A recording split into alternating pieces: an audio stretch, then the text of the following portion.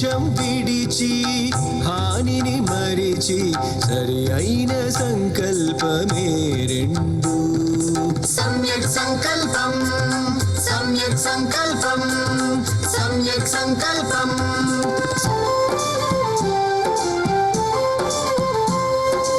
అబద్ధాలు పరుషవాక్కులు హేళన మాటలు పరనిందలు దుర్గుణాలు దుర్మార్గాలు పురికొల్పరి మాటే మూడవది. సమ్యక్ వాక్కు సమ్యక్ వాక్కు సమ్యక్ వాక్కు.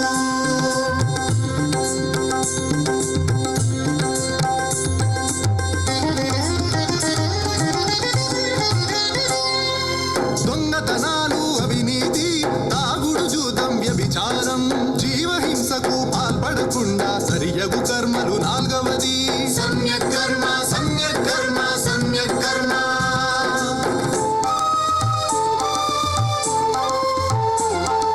తప్పుడు వ్యాపారం తగనిది వంచన మోసం పనికిరానిది అశాంతి రేపే బ్రతుకు వద్దని సరియగు జీవనమైదవది. సమ్యక్ జీవనం సమ్యక్ జీవనం సమ్యక్ జీవనం.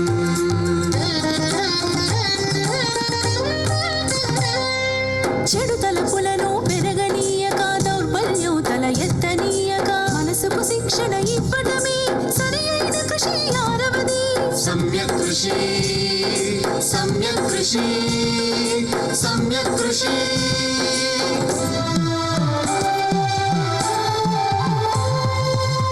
తన గురించి తెలియాలి ముందు నిర్మలంగా ఉండాలి మనసు. ఇంద్రియ సుఖాల భ్రమపడకుండా సరి అయిన స్మృతి ఏడవది. సమ్యక్ స్మృతి సమ్యక్ స్మృతి సమ్యక్ స్మృతి.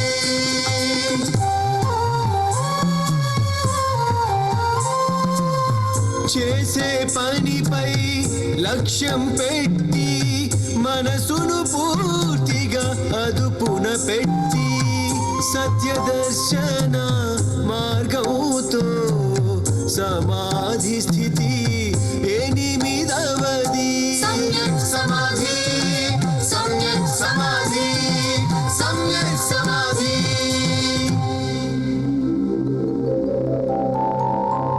మధ్యమ మార్గం అనుసరణీయం ఆర్య సత్యాలు అంతిమ సారం. దుఃఖం కార్యం కోర్కే కారణం సమస్తమంతా కార్యకారణ సంభరితం. దుఃఖ నివారణ సుసాధ్యమే అష్టాంగ మార్గం అవగతము.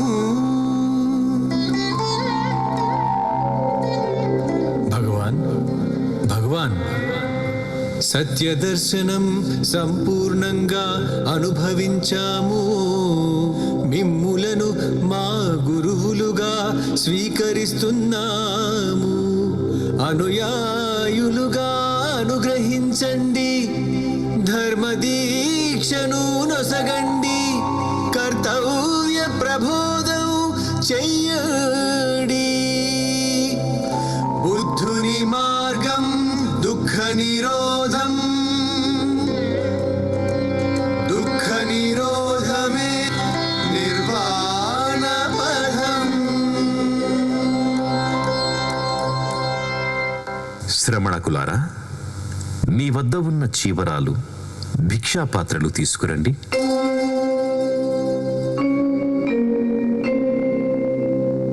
వాటిని ఇలా నా ముందుంచండి. బుద్ధం శరణం గచ్ఛామి. బుద్ధం శరణం గచ్ఛామి. దమ్మం శరణం గచ్ఛామి. ధమ్మం శరణం గచ్ఛామి.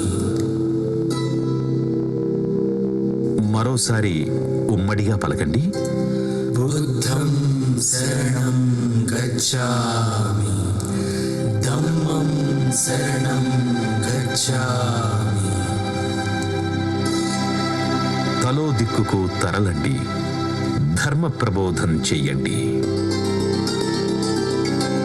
బుద్ధం శరణం గచ్ఛామి, ధమ్మం శరణం గచ్ఛామి, బుద్ధం శరణం గచ్ఛామి, ధమ్మం శరణం గచ్ఛామి. భగవాన్ భగవాన్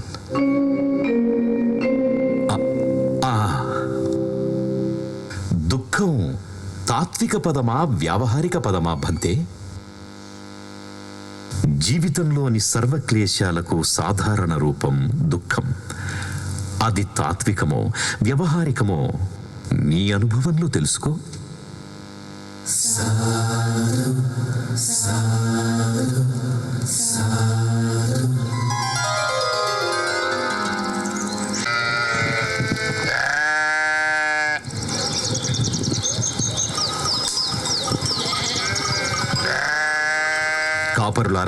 కాపరులారా ఆగండి. సాధారణంగా మధ్యాహ్న వేళలో మందలను తరలించరు కదా. ఈ అటు ఇటు కాని వేళ మందను ఎటు తోలుకెళ్తున్నారు? మేమే కాదు స్వామి, మా వెనక చాలా మందలు వస్తున్నాయి. ఎద్దులు, బర్రెలు, దున్నలు, అబ్బో దుమ్ము లేచిపోతుంది. అవి గాని వస్తే మేము ముందుకు వెళ్ళలేమని మందను పరుగు తీస్తున్నాం. వాటితో మేము ఉరకలేస్తున్నాము. ఎందులకి మందల తరలింపు? బింబిసార చక్రవర్తి యజ్ఞం చేస్తున్నారట.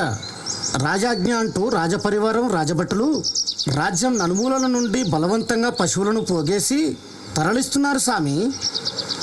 సరే, అయితే మీతో పాటు నేను వస్తాను యజ్ఞవాటికకు. రండి స్వామి, రండి.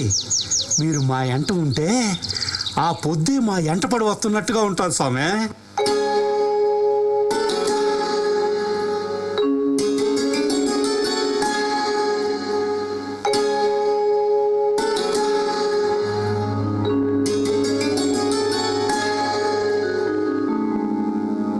भूमिर्भूम्नाद्योर्वरिणान्तरिक्षं महित्वा उपस्थेते देव्यदितेऽग्निमन्नादमन्नाद्यायादधे। भूमिर्भूम्नाद्योर्वरिणान्तरिक्षं महित्वा उपस्थेते देव्यदितेऽग्निमन्नादमन्नाद्यायादधे। आयङ्गौः कृष्णिरक्रमीदसनन् मातरं पुनः మహారాజా पितरं మహారాజా प्रयं బలి పశువుల వెంట ఒక యోగి పుంగవుడు, వారి శిష్యులు వచ్చారు. विराजति వారిని సాదరంగా యజ్ఞవాటికకు అనుమతించండి. వారికి వలయు సౌకర్యాలు ఏర్పాటు చేయండి. महद्युभिः अस्य प्राणादपानत्यन्तः బుద్ధ భగవానులకు స్వాగతం. మీ రాకతో ఈ యజ్ఞవాటిక పునీతమైనది. ఓ ఋత్వికులారా, ఆ పశువులను బలికి సిద్ధం చేయండి. రక్తధారలు ఆగకూడదు. యజ్ఞవాటిక చుట్టూ రక్త ప్రవాహం కొనసాగవలసిందే. దేవతల ప్రీత్యర్థం నిరంతరాయంగా బలిని కొనసాగనివ్వండి. బింబిసారుని ఇష్టకార్యార్థం ఈ క్రతువు నిర్విఘ్నంగా కొనసాగాలి. ఈ బలి కర్మకాండను ఆపండి ఋత్వికులారా.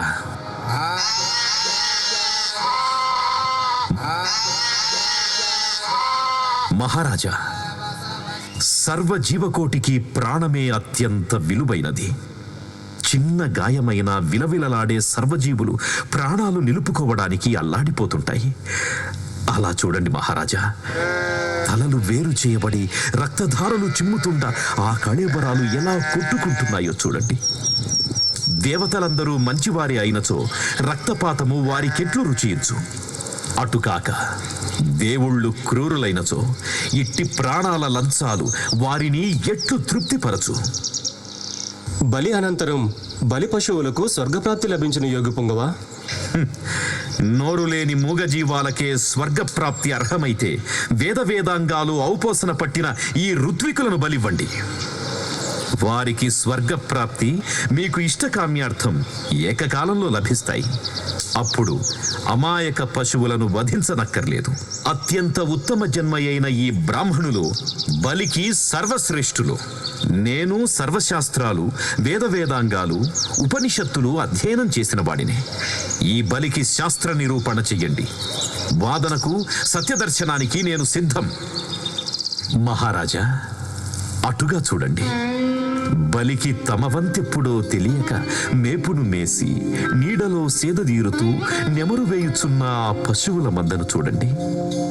అలా చూడడం మీకు సంతోషమా? ఇలా ఆక్రందనలతో కాళ్ళు కొట్టుకుంటూ విలవిలలాడుతున్న వాటిని చూడడం ఆనందమా? చెప్పండి మహారాజా. నెమరువేయు ఆ పశువుల అమాయకపు చూపులే ఆనందాన్ని వసగు జీవామృతం భగవాన్. సత్యం బోధపడినది. భటులారా, రాజ్యమంతటా ప్రకటించండి. యజ్ఞయాగాలు మరి ఏ ఇతర క్రతువుల యందు ఇక మీదట జంతుబలులు నిషేధం. ఇది బింబిసార చక్రవర్తి ఆజ్ఞగా ప్రకటించండి. ఉల్లంఘించిన వారు కఠిన శిక్షలకు పాత్రులగుదరని హెచ్చరించండి. మహారాజా, అసలు ఈ యజ్ఞం ఏ ఫలమాశించి చేస్తున్నాం? రాజ్యక్షేమము ఆశించి చేస్తున్నాను భగవాన్.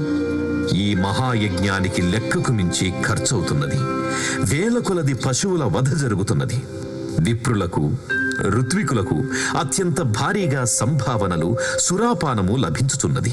ఇందులో ప్రజల కొనగూరే ప్రయోజనం శూన్యం కదా మహారాజా. రాజ్యంలో దారిదోపిడీలు, ఇతర నేరములు నిత్యకృత్యాలుగా ఉన్నవి. పేదరికము అనైతికతకు దారితీస్తున్నది. దురాశ దొంగతనాలకు, హత్యలకు సైతం తెగింపునిస్తున్నది. పశువధ వ్యవసాయాన్ని నాశనం చేస్తున్నది, పేదరికాన్ని పెంచుతున్నది. ప్రజలకు రక్షణ పేరిట సైన్యానికి విపరీతంగా ఖర్చు తప్పదు. న్యాయాలయాలు, శిక్షలు ఏ విధమైన నేరాలను తగ్గించవు. ఒకరికి శిక్షలు పడినా వేరొకరు నేరాలకు పాల్పడుతూనే ఉందురు. పశుపోషణ, వ్యవసాయాన్ని ప్రోత్సహించండి. రైతులకు విత్తనాలను ఉచితంగా ఇవ్వు. పంటలు వచ్చేదాకా గ్రాసమందించు. చిన్న చిన్న వ్యాపారులకు ధన సహాయం చెయ్యి. వృత్తులను అభివృద్ధి చెయ్యి. రాజ్యంలో పని చేయగల ప్రతి ఒక్కరికి ఉపాధి కల్పించు. అప్పుడు రాజ్యం సుభిక్షంగా, సుసంపన్నంగా ఉంటుంది. హింసకు, దోపిడీలకు పాల్పడాల్సిన అగత్యం ఎవ్వరికీ ఏర్పడదు. నేరాలు తగ్గడం వల్ల సైన్యం ఖర్చు తగ్గుతుంది. వ్యాపారాభివృద్ధితో పన్నులు పెరుగుతాయి. వాటితో ప్రజలకు సౌకర్యాలు పెరుగుతాయి. దేశ సంపద పెరుగుతుంది. ప్రజలలో శీల సంపదను మించిన యాగ ఫలము లేదు. అందుకు కృషి చెయ్యి. అప్పుడు ఏ ఇంటికి తలుపులకు గడియలు, తాళాలు అక్కర్లేదు. కాపలాకు రక్షక భటులు అక్కర్లేదు. రాజుగా నీ విధి ఇది.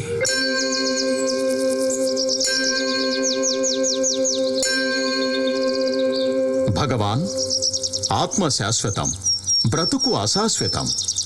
ఇదే తరతరాల జ్ఞానంగా వర్ధిల్లుతున్నది. నేను సైతం ఆ భావనకు బందీనే. నాకు బంధ విముక్తి కలిగించండి భంతే. మారనిది ఏదీ ప్రకృతిలో లేదు. పుట్టిన ప్రతి ఒక్కటి నశిస్తుంది. మార్పు ప్రకృతి సహజ లక్షణం. శాశ్వతమైనది ఏదీ లేనప్పుడు ఆత్మ శాశ్వతమేలా అవుతుంది? మరణాన్ని జయించాలి అనే కోరికే ఆత్మను సృష్టించింది, పునర్జన్మను కోరుకున్నది. ఆత్మ అసత్యం, మరణం సత్యం. పునర్జన్మగా ఏ ఆత్మ కొనసాగదు. మానవుల మనసు, ఆలోచనలు, ఇంద్రియాలు, సమస్త జీవితం మరణంకు లోపడినవే. చలనం లేనిది ఏది ఉనికిలో ఉండబోదు. ఆత్మకు మార్పు, చలనం లేదు అంటే అసలు ఆత్మ అనేదే లేదని అర్థం. భగవాన్, మరి మనం చూస్తున్న సమస్త సృష్టి? సృష్టి అంటూ అంగీకరిస్తే సృష్టికర్తను కూడా అంగీకరించాలి కదా. సృష్టికర్తను అంగీకరిస్తే ఈ సమస్త దుఃఖాలు, వేదనలు, సమస్యలు వీటిని కూడా అతని సృష్టిగానే ఒప్పుకోవాలి. మనం ఒప్పుకుంటే వాటిని భరించాలి తప్ప త్యజించలేం. సమస్త దుఃఖాలు సృష్టికర్త ఆదేశమైనప్పుడు వాటి నుండి ముక్తి, మోక్షం అసాధ్యం కదా. అప్పుడు ముక్తిని మోక్షాన్ని కోరుతూ యజ్ఞయాగాదులు తపస్సులు అన్నీ వృధాయే కదా. మనం అనుభవిస్తున్న సమస్త దుఃఖాలు సృష్టికర్త సంకల్పాలే అవుతాయి. అయితే మనం చూస్తున్నది, మనం చేస్తున్నది అంతా ఏమిటి భగవాన్? మనం చేస్తున్న పనులేవి ఆత్మ చెయ్యడం లేదు, మనిషి మాత్రమే చేస్తున్నాడు. మరి ఈ మనిషి పంచభూతాల స్వయం జనితం. చేసేవాడు, వాణ్ణి తెలిసినవాడు, యజమాని అంటూ ఎవ్వడూ లేడు. పుట్టుక మరణం ఉదయం రాత్రిలాగా మారి మారి వస్తూనే ఉంటాయి. వాటిలో ఆత్మకు దేవునికి ఆస్కారమే లేదు. 6 ఇంద్రియాలున్నాయి బింబిసారా. భగవాన్ క్షమించాలి, పంచేంద్రియాలే కదా ఉన్నవి, మరి 6వ ఇంద్రియం? అది మనసు. పంచేంద్రియాలు కలిగించిన జ్ఞానాలను క్రోడీకరించుకునేది. వినియోగంలోకి తెచ్చుకోగలిగిన మనసు 6వ జ్ఞానం. ఈ జ్ఞాన సముదాయాలన్నీ ఒకదానిలో ఒకటి కలిసిపోయి అనుభవం అనే అంతిమ సారాన్నిస్తాయి. ఒక్క ఉదాహరణతో వివరిస్తాను బింబిసారుడా. విత్తనం నుంచి మొలక పుడుతుంది. అయితే విత్తనం మొలక కాదు. అవి రెండూ ఒకటి కావు. కానీ అవి రెండూ వేరువేరు కూడా కావు. సజీవులన్నీ ఈ ప్రకృతిలో అలాగే పుడతాయి. అలా పుట్టడానికి ఏ దేవుడు ఆత్మ అవసరం లేదు బింబిసారా.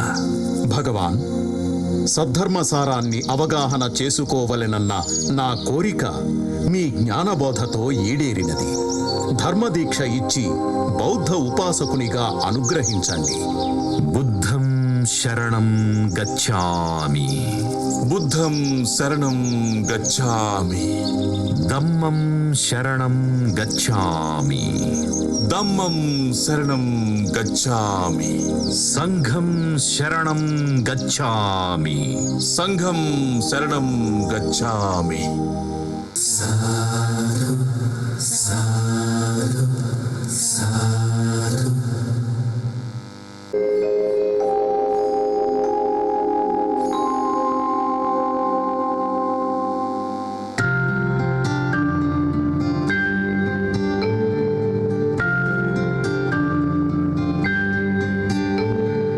అమ్మా అమ్మా, రాహుల్ మాత.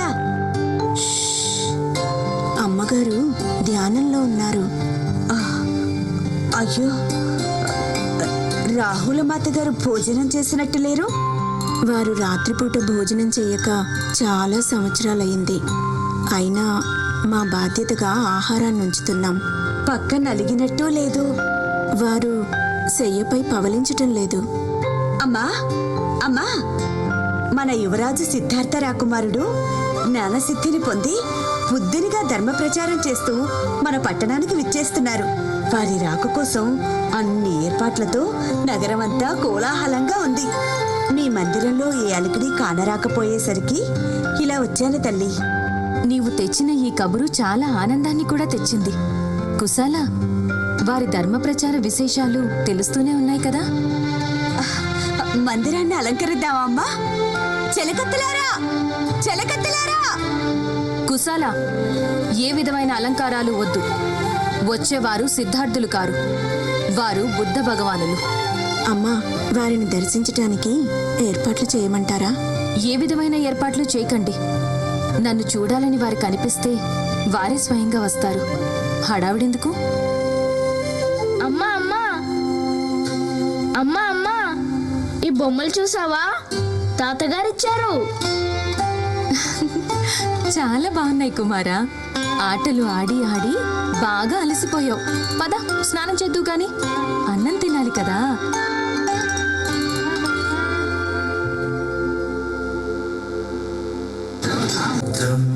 శరణం గచ్ఛామి. దమ్మం శరణం గచ్ఛామి. సంఘం శరణం గచ్ఛామి. ఏమిటిది కుమారా? ఈ భిక్షాటన ఏమిటి? గణాన్ని వదిలి వెళ్ళినా ఇప్పటికీ నీవే వారసుడవు. నీ గణంలో నువ్వు శ్రమణునిలా భిక్ష తీసుకుంటూ మమ్ములను అవమానిస్తున్నావు. ఎన్ని నోములు నోచి కన్నాము, ఎంత అల్లారు ముద్దుగా పెంచుకున్నాము. నిన్నిలా చూడటం ఈ ముసలితనంలో భరించగలనా తండ్రి? శుద్ధోదన, నీది గణ వారసత్వం. సంబోధిని పొందిన బుద్ధుల వారసత్వం నాది. గతంలో సంబోధిని పొందిన వారందరూ భిక్షమెత్తుతూనే తమ జీవిక సాగించారు. అటువంటి సంబుద్ధుల వారసునిగా నేను చేస్తున్నది కూడా అదే. అటులనే నీవు ఏమి కోరినా కాదనను. నీ ఇచ్చే మేరకు వ్యవహరింపము, నన్ను మాత్రం విడిచి వెళ్ళకుము. తృష్ణరహితుడను, దుఃఖ విముక్తి గమ్యంగా ధర్మ ప్రచారం చేస్తున్నవాడను. నీవు దుఃఖితుడవు. నీ దుఃఖము కూడా మోహపాశపూరితమే కదా శుద్ధోదన. అంతం లేని జీవితం, రోగాలు, ముసలితనం దరిచేరని జీవితం, నాశనం కాని వస్తువులు, దుఃఖము చవిచూడని ఆవాసము ఏర్పాటు చేయగలవా శుద్ధోదన? అప్పుడు నేను నీకడనే ఉందును. నీవు చెప్పిన ఏ ఒక్కటి మానవ మాత్రులకు సాధ్యమగునా తండ్రి? అందులకే నా దారిలో నేను వెళ్ళడం ఆవశ్యకం కదా శుద్ధోదన.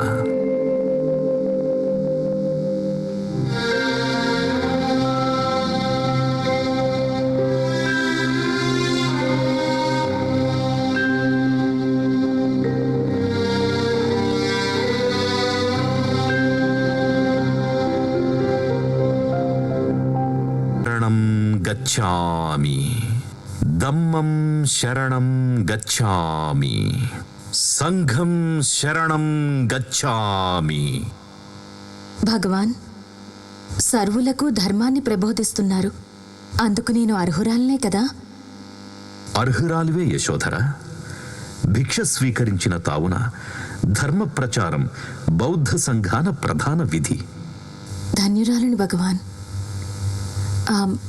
లోనికి దయచేయండి. ఈ ఆసనమున ఆసీనులు కండు.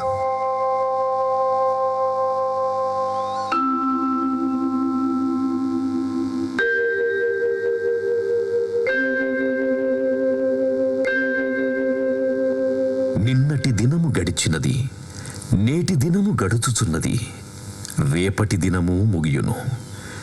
ఈ మూడును మార్పులకు నెలవులే కదా. మార్పు ప్రకృతి విధి, నిర్వాణమే కైవల్యం. తృష్ణరహిత సంపూర్ణ అనుభవమే నిర్వాణము. సర్వము కార్యాకారణ రంగమే. అది లేకపోయినా అది కూడా ఉండదు. మనుజులు తృష్ణ మంటలలో ఆహుతి అవుతున్నారు. వాటిని ఆర్పే విధి నా ముందున్నది. బుద్ధం శరణం గచ్ఛామి, ధమ్మం శరణం గచ్ఛామి, సంఘం శరణం గచ్ఛామి. అమ్మా అమ్మా,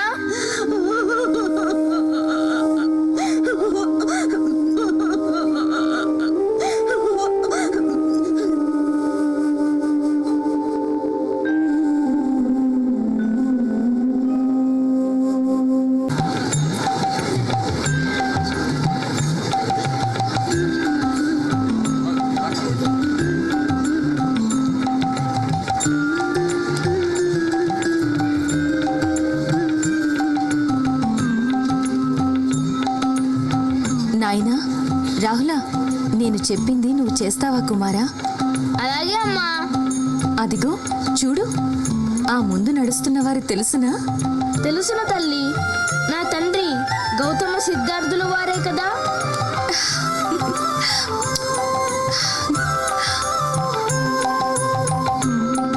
అట్లనే తల్లి.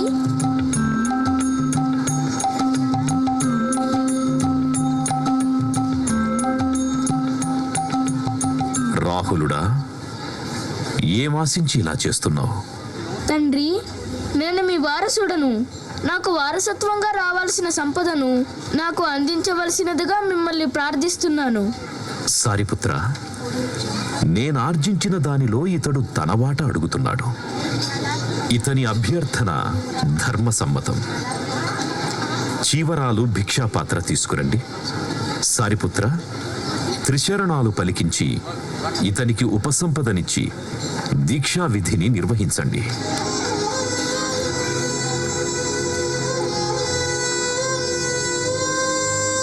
కుమార రాహుల, నేను పలికిన శరణములు పలుకుము నాయనా.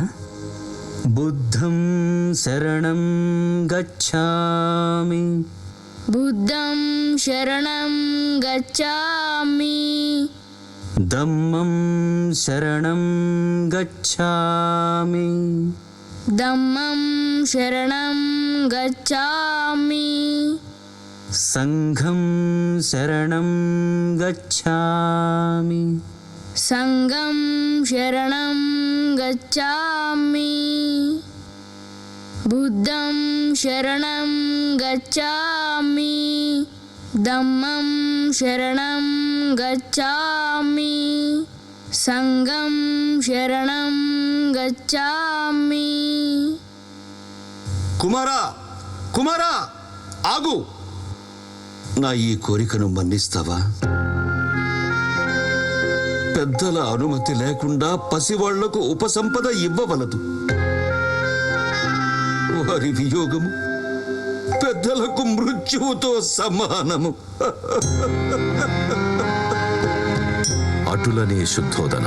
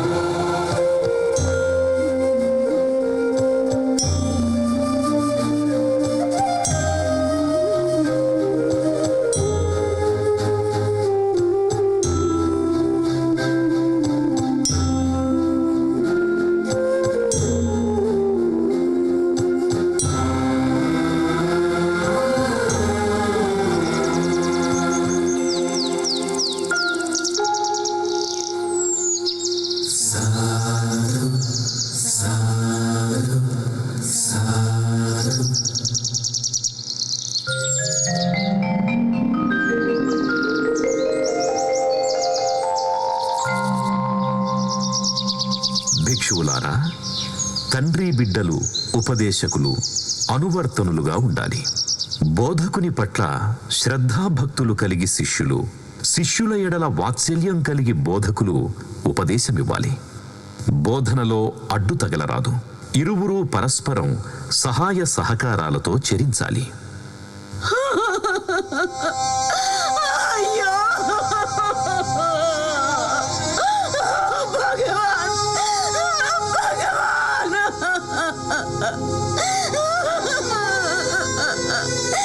నువ్వు తప్ప నాకు వేరే దిక్కు లేదు.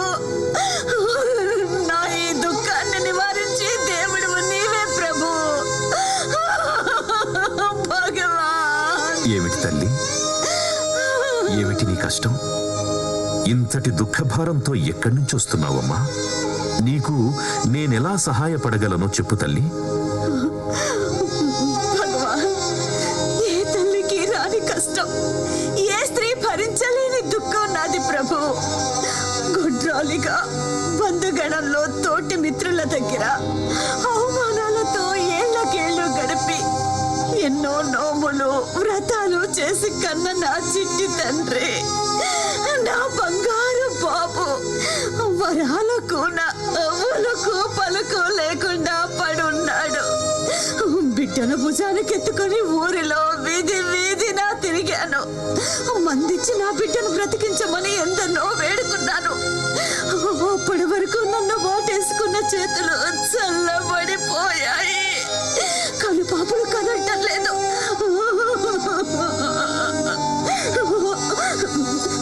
గ్రామంలోని పెద్దలు మీరు ఈ వనంలో ఉన్నారని, కరుణా సముద్రులు, అనితర సిద్ధులు, ప్రాణం పోయి గల మహాదేవులని చెప్పారు భగవాన్. లేవండి, సరైన మందిచ్చి నా బిడ్డను బతికించండి. వాడు లేకపోతే నా బతుకు లేదు, నా బతుకు లేదు భగవాన్, బతుకు లేదు.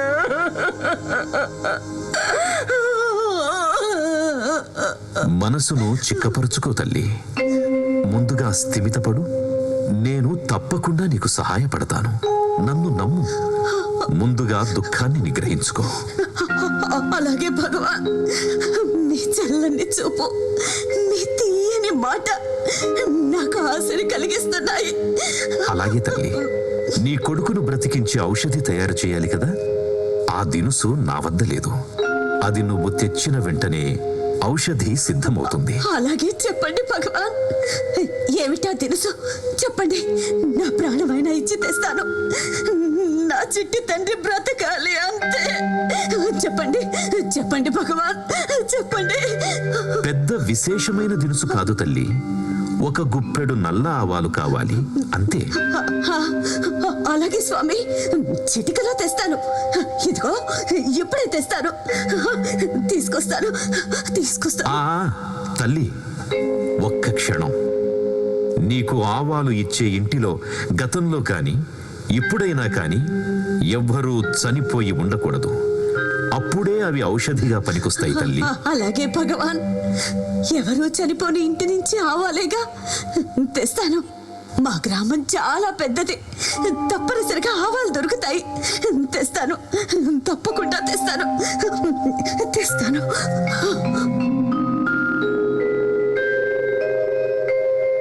అమ్మాయి పండి ఒక గుప్పెడు ఆవాలు, కను తెరవని నా చిట్టి తండ్రికి అవి ఇచ్చును ప్రాణాలు. గుప్పెడు ఆవాలు ఇచ్చును ప్రాణాలు, గుప్పెడు ఆవాలు ఇచ్చును ప్రాణాలు.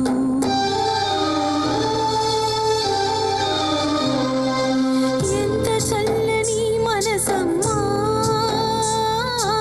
ఎంతటి గొప్ప కరుణమ్మా. ఎంత చల్లని మనసమ్మా, ఎంతటి గొప్ప కరుణమ్మా. ఇవ్వండి నాకు ఆవాలు, వచ్చును నా బిడ్డకు ప్రాణాలు. ఇవ్వండి నాకు ఆవాలు, వచ్చును నా బిడ్డకు ప్రాణాలు.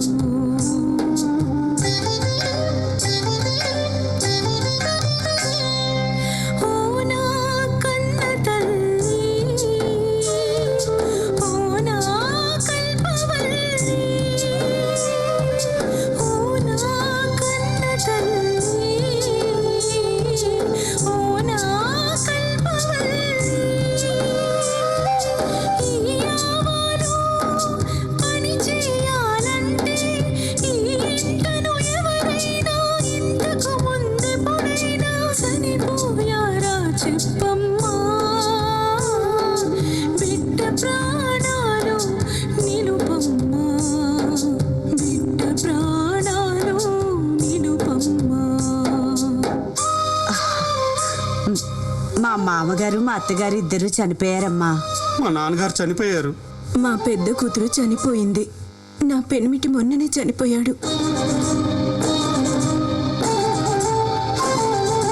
మనిషి చావని ఇల్లే లేదా, నా బిడ్డడు బతికే దారే లేదా. ఏమిటి నాకీ పరీక్ష, నాకే ఎందుకు ఈ శిక్ష, నాకే ఎందుకు ఈ శిక్ష.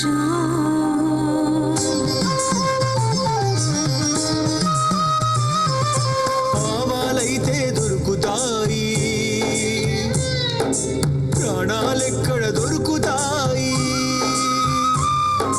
వందల ఇళ్ళు ఉన్నాయి, ప్రతి ఇంటను ఆవాలున్నాయి. ఎటు నువ్వు వెళ్ళిన ఎవ్వరినడిగిన మనుషులు చావని ఇల్లు దొరకదు. కన్నీళ్ళింకిన కళ్ళు దొరకవు, కన్నీళ్ళింకిన కళ్ళు దొరకవు.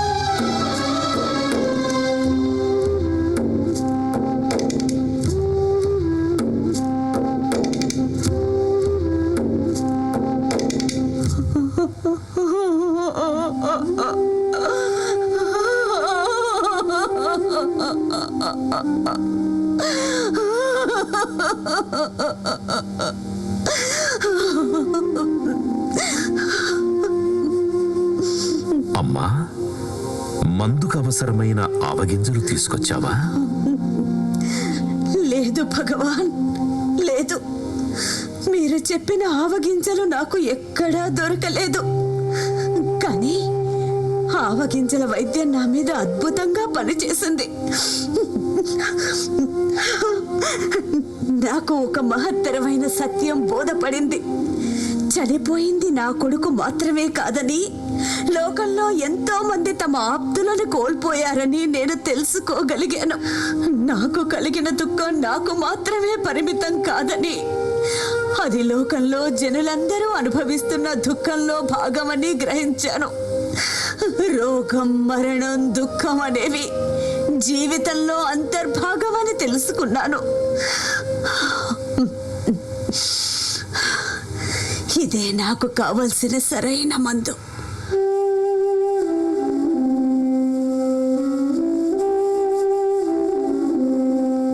మీరు నాకిచ్చింది కూడా ఇదే. ధన్యవాదాలు భగవాన్, ధన్యవాదాలు. ఈ అభాగ్యురాలకి మీ శ్రవణ సంఘంలో చోటివ్వండి భగవాన్, చోటివ్వండి.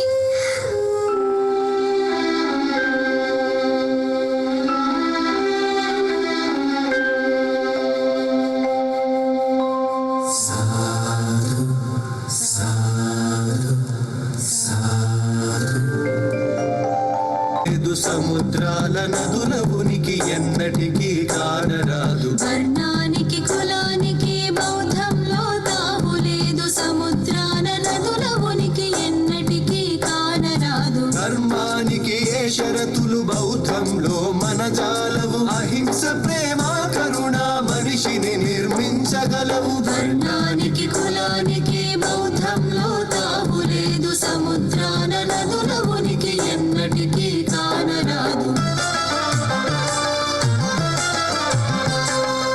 అంబేద్కర్ అన్వేషణ మనుషులలో సమానత. అంబేద్కర్ నీ గమ్యం పరిపూర్ణ మానవత. ఏ రూపంలో అయినా వివక్షతను సహించడు. మనిషిని మించిన దేవుడు విశ్వంలో కానరాడు. వర్ణానికి కులానికి బౌద్ధంలో తావులేదు. సముద్రాల నదుల ఉనికి ఎన్నటికీ కానరాదు. భగవాన్, వర్ణాశ్రమ ధర్మాలు మనుషుల్ని విభజించే నియమాలు. వివక్షత దుఃఖ కారణాలలో ఒకటి. మీ ధర్మం దుఃఖ నివారణ కోసమే కదా భగవాన్. మీరు రాజ్యాన్ని త్యజించారు, కఠినమైన తపస్సు చేశారు, ధర్మబోధ చేస్తూ భిక్ష మీద ఒక్క పూట ఆహారంతో జీవిస్తున్నారు. బ్రాహ్మణ, క్షత్రియ, వైశ్య వర్ణాలు మీతో కలిసి నడవవచ్చు, ధర్మ ప్రచారంలో భాగం కావచ్చు. మరి మీ ధర్మంలో శూద్రులకు, పంచములకు లభించే స్థానం ఏమిటి భగవాన్? మనుషులంతా ఒక్కటే. అందరి దుఃఖాలు, అన్ని దుఃఖాలు సమానమే. అవమాన క్లేశము కూడా దుఃఖమే.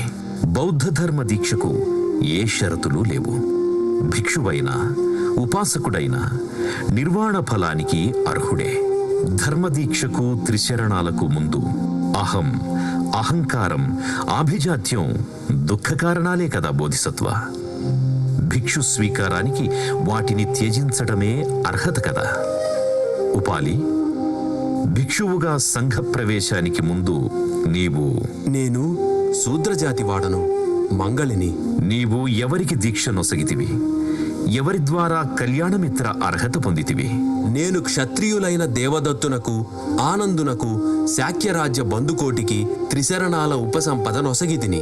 వారి గురువుగా వారి నుంచి పాదాభివందనాలు పొందగలిగితిని బంతే. సునీత, నీవు? నేను అంటరాని జాతి వాడను. నేను అనేక మంది బ్రాహ్మణులకు దమ్మదీక్ష నొసగితిని, గురువుగా వందనాలు పొందితిని బంతే. సరే. స్వపాక, సుప్రియులారా, మరి మీరు? నేను అస్పృశ్యుడను. నేను కాటికాపరిని. చెన్నుడు రాజకొలువులో గుర్రాల సంరక్షకుడు, శూద్రుడు. ధరణీయుడు కుమ్మరి. అధోకులాల అభాగ్యులు బౌద్ధ భిక్షువులుగా ధర్మ ప్రచార నిబద్ధులు బోధిసత్వ. గంగా, యమున, సరస్వతీ నదులన్నీ సముద్రాన్ని కలిసేవరకే. తరువాత వాటికి అస్తిత్వం లేదు కదా. అన్ని వర్ణాలు, అన్ని కులాలు, అందరూ మనుషులు దుఃఖ నివారణకు, నిర్వాణ ఆనందానికి అర్హులే బోధిసత్వ. బుద్ధుని మార్గం దుఃఖ నివారణ మార్గం, ఆత్మగౌరవ మార్గం. భగవాన్, నాకు కాంతి పథం అవగతమవుతున్నది, అనుభవంలోకి వస్తున్నది.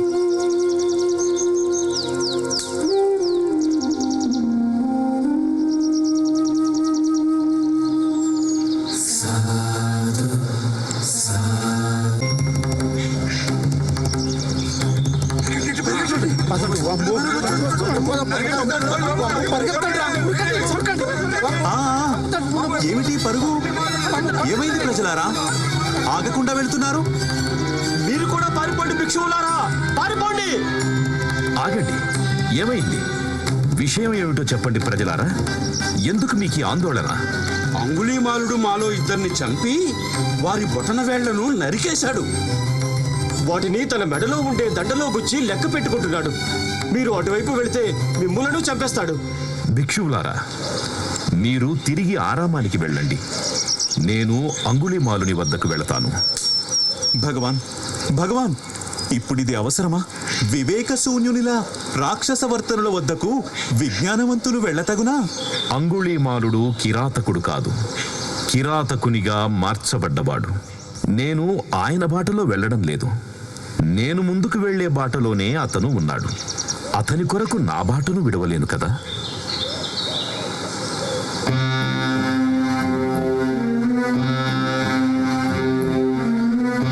ఎవరితడు?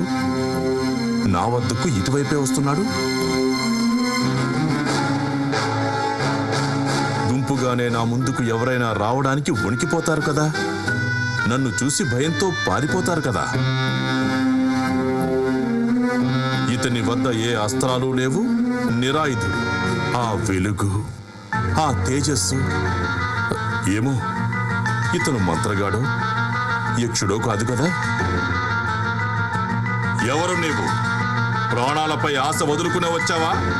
ఆగు, ఆగక్కడ.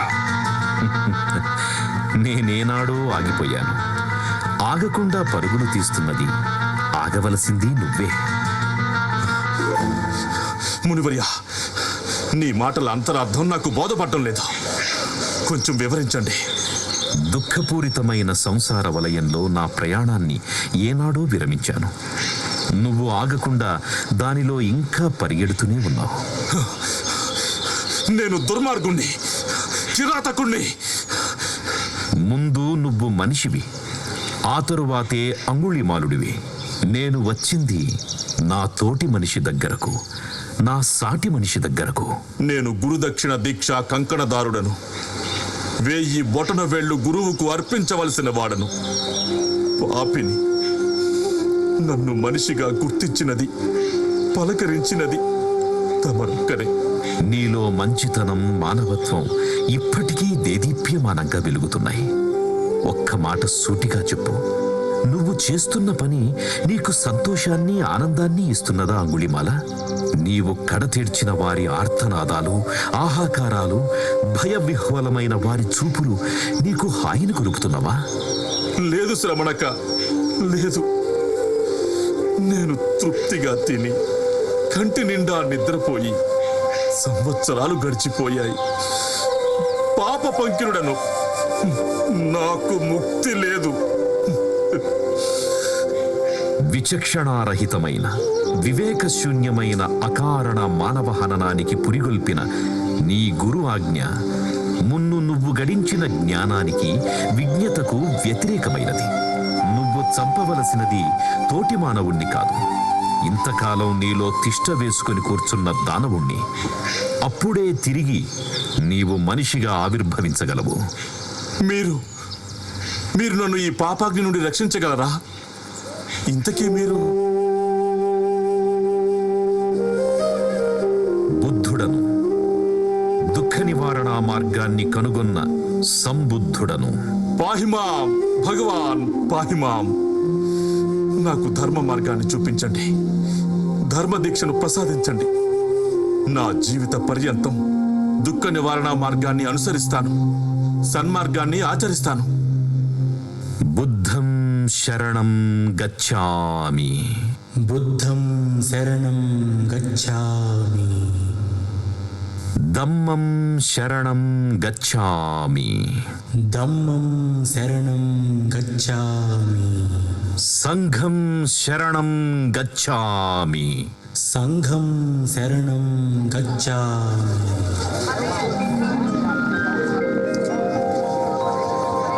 శరణం గచ్ఛామి. దమ్మం శరణం గచ్ఛామి. సంఘం శరణం గచ్ఛామి. బుద్ధం శరణం గచ్ఛామి. దమ్మం శరణం గచ్ఛామి. సంఘం శరణం గచ్ఛామి. చూడండి చూడండి, ఇతడు భిక్షువు కాదు, ఆ రూపంలో ఉన్న అంగుళీమాలుడు. వేషము మార్చి మన కడకు వచ్చినాడు. అవును, మనం ఉపేక్షించరాదు. ఈ కిరాతకుడు మా నాన్నను చంపాడు, మా అన్నను చంపాడు, మా తమ్ముడిని చంపాడు. అందుకోండి రాయి రప్ప, అందుకోండి తలో కర్ర, చంపండి బుద్ధం చంపండి. శరణం గచ్ఛామి. దమ్మం శరణం గచ్ఛామి. బుద్ధం శరణం గచ్ఛామి. దమ్మం శరణం గచ్ఛామి. సంఘం శరణం గచ్ఛామి. బుద్ధం శరణం గచ్ఛామి. దమ్మం శరణం గచ్ఛామి. సంఘం శరణం గచ్ఛామి. అంగుళీమాల బాధగా ఉన్నదా? లేదు భగవాన్.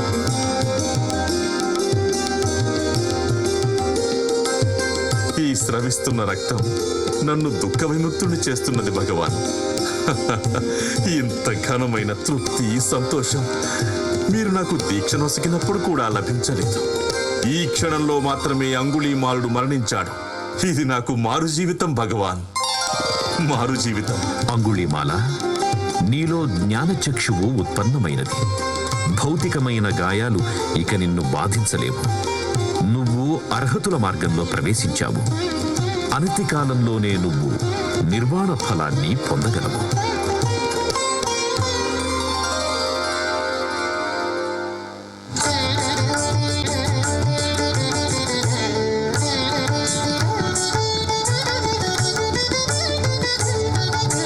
మనిషికి ముఖ్యము శీలము, అది జ్ఞానానికి సోపానము. ప్రజ్ఞకు సింహద్వారము. మనిషికి ముఖ్యము శీలము, అది జ్ఞానానికి సోపానము. ప్రజ్ఞకు సింహద్వారము. మనిషికి ప్రమాణమేమిటి అంటే శీలవర్తనము శిరోధార్యము. మనిషికి ముఖ్యము శీలము, అది జ్ఞానానికి సోపానము.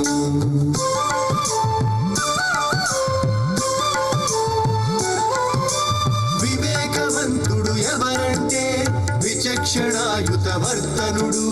వివేకవంతుడు ఎవరంటే విచక్షణాయుత వర్తనుడు.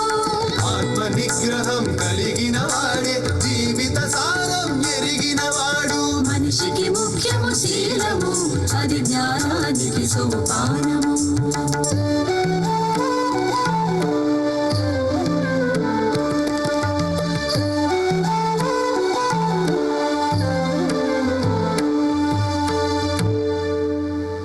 భిక్షువుకైనా, భిక్షునికైనా, ఉపాసకులకైనా బౌద్ధ సంఘం దీక్ష స్వీకరించే సందర్భంలోనే పంచశీలను బోధిస్తుంది.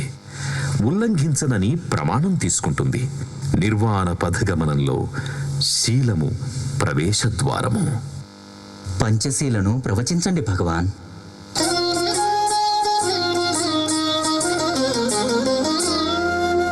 పంచశీలలో మొట్టమొదటిది జీవహింస తగని పని. తనది కానిది పొందకూడదు, దొంగతనం మోసాలు తగనివి. సమాజహితము కాని రీతిలో లైంగిక వర్తన పతన హేతువు. అసత్యమాడుట ఆత్మవంచనకు పరిధియే కదా.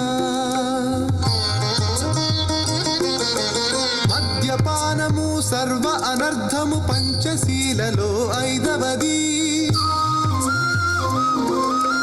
దుఃఖ నివారణ అష్టాంగ మార్గములోనే సాధ్యము పంచశీల దీక్షాధారణ సర్వజనులకు అనుసరణీయము.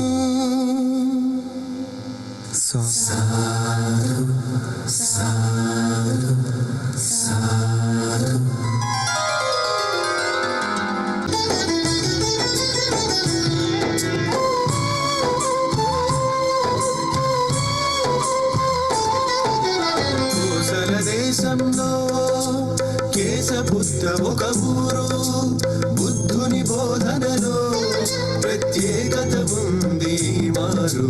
కోసల దేశంలో కేశపుత్త ఒక ఊరు బుద్ధుని బోధనలో ప్రత్యేకత ఉంది వారు.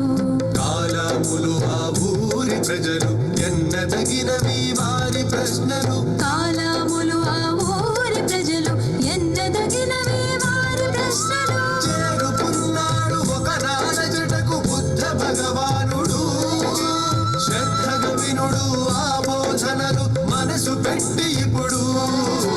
కోసల దేశంలో కేశపుత్త ఒక ఊరు బుద్ధుని బోధనలో ప్రత్యేకత ఉంది వారు.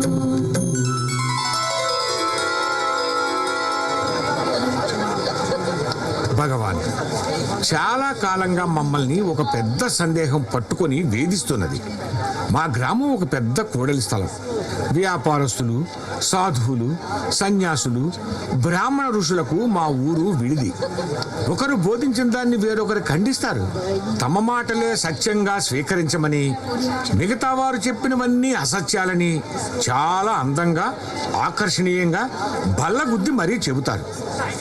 ఏది సత్యమో ఏది అసత్యమో అవగతం కావడం లేదు. క్షమించాలి, మీరు చెప్పేది మాత్రం సత్యమని ఎలా గుర్తించాలి భగవాన్? కాలాములారా, మీ సందేహము 100% సమంజసమైనదే. మీరు శ్రద్ధగా వినండి. అది స్మృతుల్లో ఉన్నదని, సాంప్రదాయంగా అందరూ పాటిస్తున్నారని, వేదాంగ శాస్త్రాలకు అనుకూలమైనదని, చెప్పేవాడు అందంగా ఉన్నాడని, ఆకర్షణీయంగా చెప్పాడని, ఎంతో బాగా వాదించాడని, ఎన్నో నాళ్లుగా అలవాటు పడ్డామని, చెప్పేవారు చాలా పెద్ద గురువులని, ఎన్నో గ్రంథాలు చదివి మరీ చెప్పారని, ఇలా దేనిని మీరు అంగీకరించకండి. నేను చెప్పిన దానికి కూడా ఇదే సూత్రం వర్తిస్తుంది. ధర్మానికి, సత్యానికి ఒకటే రుజువు. దానివల్ల మీకు గాని ఇతరులకు గాని హాని కలుగదు. అందరికీ మేలు కలిగేదిగా ఉంటుంది. అది మీ స్వానుభవంలో నిగ్గు తేలాలి. బంగారానికి, వెండి నాణ్యతకు గీటురాయి ఎలా ప్రమాణమో, అది మీ అనుభవమనే గీటురాయి పరీక్షకు నిలవాలి, గెలవాలి. అప్పుడు మాత్రమే దానిని అనుసరించండి. ఏ ధర్మమైనా దుఃఖ నివారణే ప్రధాన లక్ష్యంగా ఉండాలి. సత్యదర్శనం ఎలా జరుగుతుంది భగవాన్? దుఃఖంలో అనేక రీతుల్లో ఉండే ప్రజలు ధర్మాన్ని అర్థం చేసుకోవడంలో ఎందుకు విఫలమవుతున్నారో తెలుసుకుంటేనే సత్యదర్శనం అవుతుంది. దానికి 5 రకాల ఆటంకాలు, అవరోధాలు ఉంటాయి బోధిసత్వ. ఉదాహరణ సైతంగా వివరిస్తాను. ఒక వెడల్పాటి పాత్రలో స్వచ్ఛమైన నీళ్లను పోసి అందులో నీ ప్రతిబింబాన్ని స్పష్టంగా చూడగలవా అంబేద్కర్? చూడగలను భగవాన్. అది నీ ప్రతిబింబమే కదా? అవును, సత్యంగా నా ప్రతిబింబమే భగవాన్. మంచిది. ఆస్తుల పట్ల, వస్తువుల పట్ల, మనుషుల పట్ల విపరీతమైన కోరికలు ఆవహించిన ఆరాటమున్న వాళ్ళని మనం ఏమని అంటాం? రాగబంధంలో కూరుకుపోయారు అంటాం. రాగం అనే రంగును ఆ స్వచ్ఛమైన నీళ్లలో కలిపితే ఇంత క్రితం నువ్వు చూసిన ప్రతిబింబాన్ని చూడడం జరుగుతుందా? జరగదు భగవాన్. రాగం ఒక ఆటంకం. మరి ఆ పాత్ర కింద ద్వేషం, కోపమనే మంట పెట్టి సలసలా కాగబెడితే ఆ మసలే నీళ్లలో నీకు సత్యదర్శనం అవుతుందా? జరగదు భగవాన్. ఇప్పుడు ఆ పాత్ర నీటిలో అనుకున్న ఫలితం వస్తుందా లేదా అనుకున్నది దక్కుతుందా లేదా అనే ఆందోళనను ఒక కట్టెపుల్లగా మార్చి తిప్పుతూ ఉన్నామనుకో, కదులుతున్న నీటిలో నీ ప్రతిబింబాన్ని స్పష్టంగా చూడగలవా? సాధ్యం కాదు భగవాన్. నీ మనసు ఆందోళనతో నిండినప్పుడు సత్యదర్శనం పొందలేవు. అలానే సోమరితనం, అజ్ఞానం అనే కాలుష్యాలు చెత్తా చెదారం, దుమ్ము ధూళిగా ఆ నీటిలో పైపొరగా కమ్మితే నీ ప్రతిబింబాన్ని దర్శించగలవా? దర్శించలేను భగవాన్. ఇక చివరి ఆటంకం, ఆ పాత్ర నీళ్లల్లో రంగు లేదు, అవి మరగడం లేదు, పుల్లతో తిప్పడం లేదు, చెత్తా చెదారము లేదు, దుమ్ము ధూళి లేదు. నీరు చాలా తేటగా ఉంది. కానీ కుశంక, అనుమానమనే చీకట్లోకి ఆ నీటి పాత్రను తీసుకువెళ్ళి చూస్తే నీ ప్రతిబింబం కనిపిస్తుందా అంబేద్కర్? ఆహా, కనిపించదు భగవాన్. అర్థమయ్యింది. రాగం, ద్వేషం, ఆందోళన, సోమరితనం, నిస్సత్తువ, కుశంక, అనుమానం అనే ఆటంకాలు దుఃఖ నివారణ మార్గంలో సత్యాన్ని దర్శించనీయవు అని అర్థమైంది.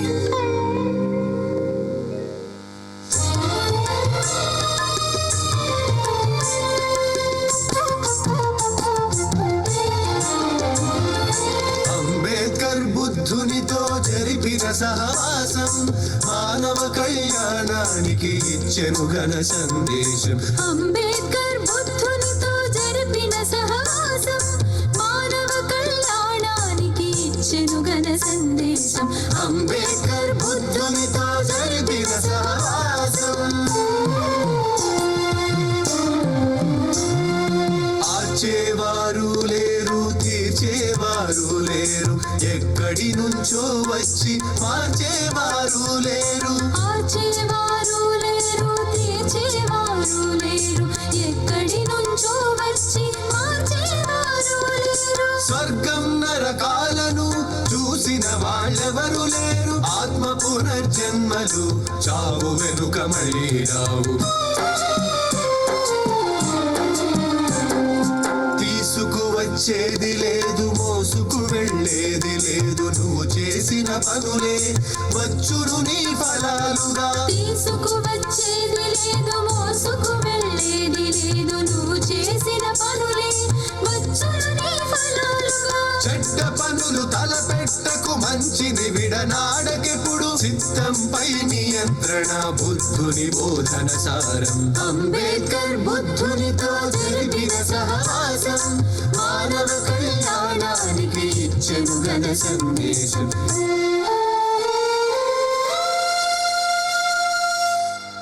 దుఃఖ నివారణకు అష్టాంగ మార్గం.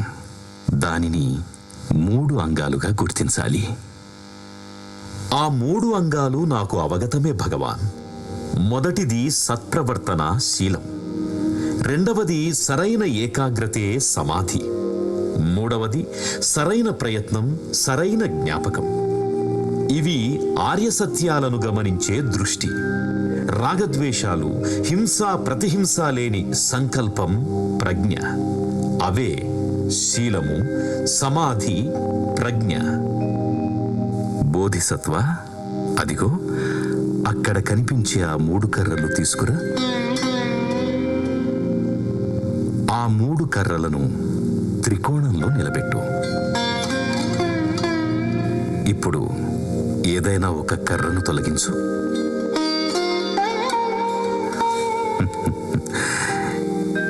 ఏం గ్రహించావు అంబేద్కర్? శీలము, సమాధి, ప్రజ్ఞ, ఆ 3 కర్రలు. ఆ 3 కలిస్తేనే నిర్వాణం భగవాన్. అష్టాంగ మార్గం సారాంశము ఇదే నాయన. శీల, సమాధి, ప్రజ్ఞ విడివిడిగా ఏ ఫలితాన్ని ఇవ్వవు. 3 కలిస్తేనే నిర్వాణం. అప్పుడే కోర్కెలను జయించడం పూర్తవుతుంది. నిర్వాణం తరువాత మరి జీవుడు? నువ్వు ప్రస్తావించేది జీవాత్మ గురించే కదా? అవును భగవాన్. మన పుట్టుక, మన చావు, మన బ్రతుకు, వీటిలో ఎక్కడా ఆత్మకు స్థానం లేదు. ప్రకృతిలోంచి వస్తాము, ప్రకృతిలోనే కలిసిపోతాము. మనిషి నామరూపాలతో వివిధ పనులు చేస్తూ ఉంటాడు, వాటి ఫలాలు అనుభవిస్తూ ఉంటాడు. కోరికలు దుఃఖాల నుండి విముక్తి లేకపోతే కోరికలు దుఃఖాలతో అలమటిస్తూనే ఉంటాడు. పుట్టుక ఎప్పటికప్పుడు నూతనమే. చచ్చేది పుట్టేది ఒకటి కాదు. పునర్జన్మ మనుషులకు కాదు. నిర్వాణం పొందనంత వరకు అది కోరికలకు దుఃఖాలకు మాత్రమే పునర్జన్మ.